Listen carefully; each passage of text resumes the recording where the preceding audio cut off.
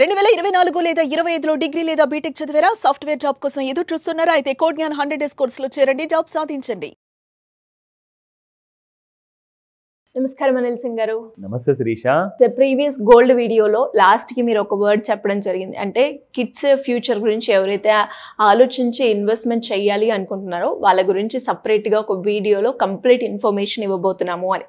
ఇంతకీ ఎంత మనం పెట్టుబడి పెట్టాలి, అది పిల్లల భవిష్యత్తుకి ఏ రకంగా ఉపయోగపడుతుంది అంటారు, ఎందులో పెట్టబోతున్నాం సార్?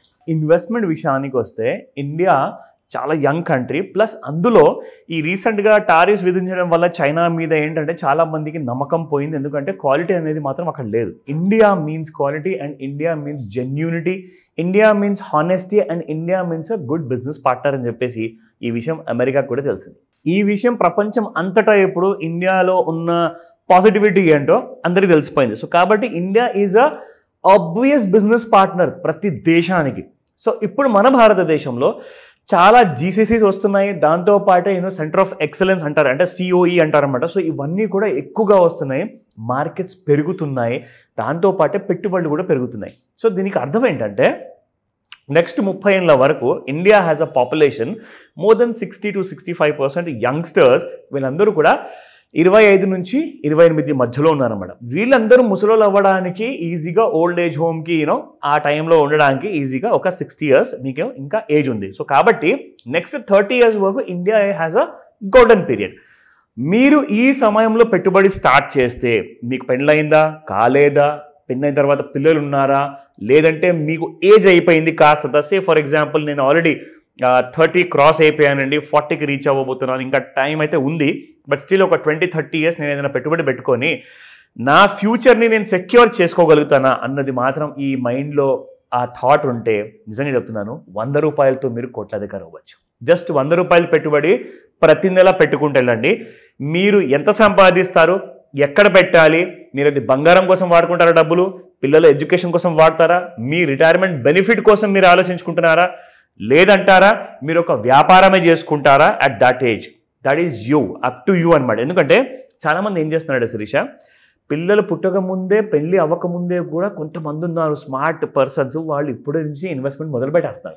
అంటే నేను 20వ ఏట ఒకవేళ at the age of 20 100 rupees జమ చేసుకోవాలంటే అదొక పెద్ద విషయం అంటారు మీరు.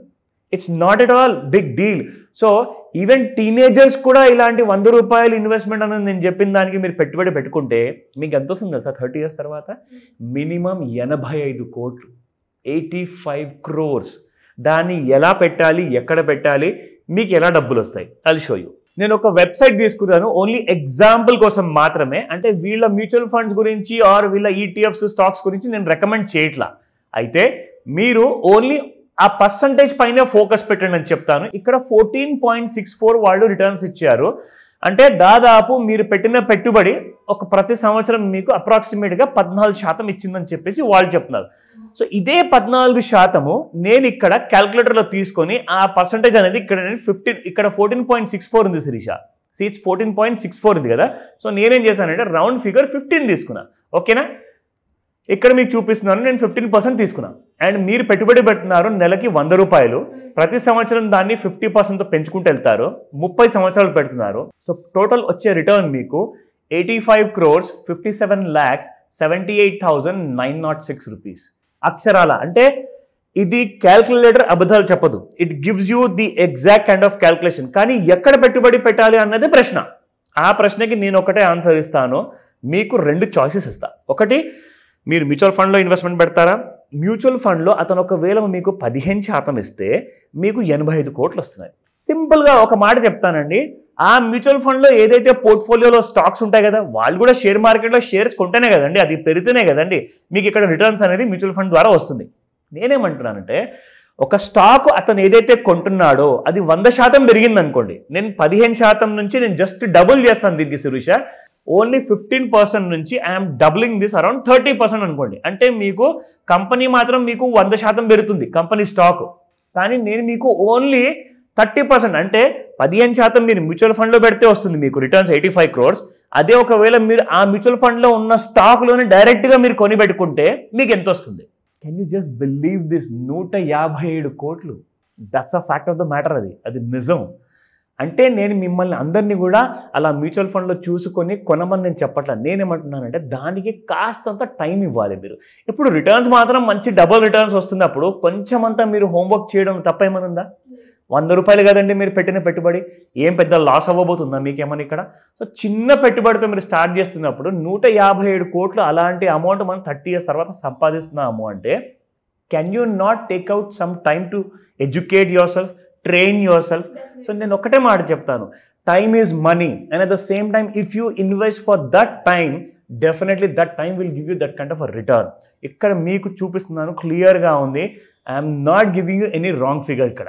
ఇంకొక విషయం, ఇప్పుడు రెండో మ్యూచువల్ ఫండ్ ఇక్కడ 18.44 ఉంది అండ్ మూడోది 16.77.